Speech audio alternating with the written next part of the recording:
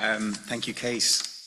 10 years ago, and excuse me if I read from my notes, 10 years ago, on the 25th of May 2015, Ireland became the first country in the world to legalise same-sex marriage by popular vote. It had followed a long and often bitter and divisive campaign that stretched back to 1977, when David Norris first took the Irish government to court on the issue of the criminalisation of homosexuality in this country. My memories of the marriage equality campaign are varied. I remember leaving work on the first day of the campaign and seeing two young men hanging posters on Houston Bridge over the Liffey. The posters showed a smiling baby, and the text said, "She deserves a mother and a father. Vote no." In that moment, I was radicalized and filled with rage. I wanted to push them off their stupid ladders into the river and rip down that hateful poster, but the poster would have defiled the river. Instead, of course, like a good queer, I internalized my anger and went off and bought a Vote Yes badge. On the day of the voting, I drove home to County Kerry, where I'm from, to vote. I should point out that my electoral constituency is that of the Healy-Rae Mafia. Among those of you who vote in Ireland, they'll know what that means. And of course, they were loudly calling for a no vote. I barely made it to the polling station. I gave my name and got my card. Then, behind me, a family were also queuing up. "Sean Kassan, are you Art Sean?" "Yes," I said, raising my eyebrows, loathing the lack of privacy and how everyone knows everyone's business in a small place in County Kerry. The dad said, "I'm your neighbour, Ger. And this is my daughter. She's just started art college in NCAD." We chatted for a bit and had a really nice conversation. And I knew from their smiling faces that they had another agenda in speaking to me. They wanted to communicate that, okay, yes, they knew my business and that I was the only local gay in the village, but importantly, that they were all going to vote yes that day, and that whatever the outcome, that there were friendly, hopeful people in my neighbourhood. I was moved. That night I went to bed, but I couldn't sleep.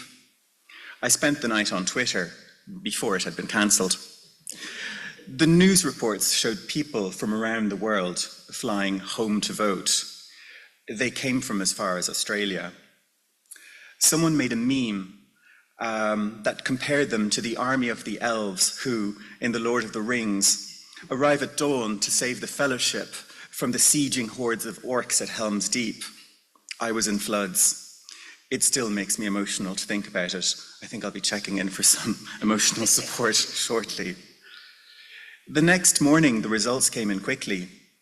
It was overwhelming. It was yes. I went back to Dublin for the results. We gathered in Dublin Castle to hear them and cried tears of relief and joy. The sky filled with rainbows all day long.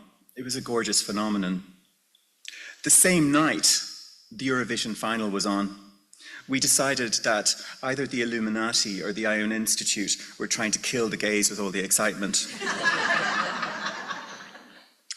I hope I haven't bored you with my recollections, but they formed the backdrop to today's events because the events were so momentous.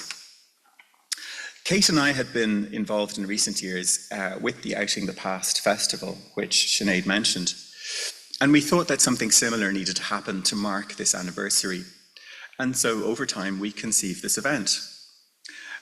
We wanted to think about the recent referenda, plural, as something that had been part of a long journey for the nation, from independence through to what became a virtual theocracy to the post-Catholic country that we now lived in. We wanted to look at cultural practices from inside and outside Ireland that reflected on the past, often a violent and dangerous past, and make work that somehow thinks through hope and affect and relationships and love to think about the past, the present, and the future. To undertake this exercise, they cannot always depend on the unreliable record or the archive. Instead, they turn to more speculative modes of inquiry, or indeed, they must invent their own archives. Pardon me. This is a thread that joins the papers that you will hear today as we grapple with the vexed question of how to do queer history.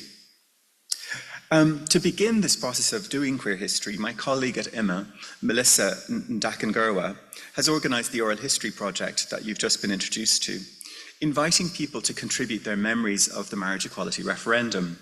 These memories will be introduced by Kate at moments during the day.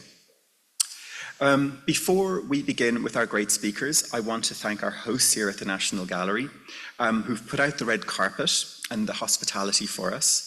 I'd particularly like to thank Sinead Rice, Joanne Drum, and a big shout out to Kate Trenan, who's conceived the event with me and has dug deep to organise and host the day, and will also be our chair for the day. So thank you, Kate. And I'll now hand you back to our chair.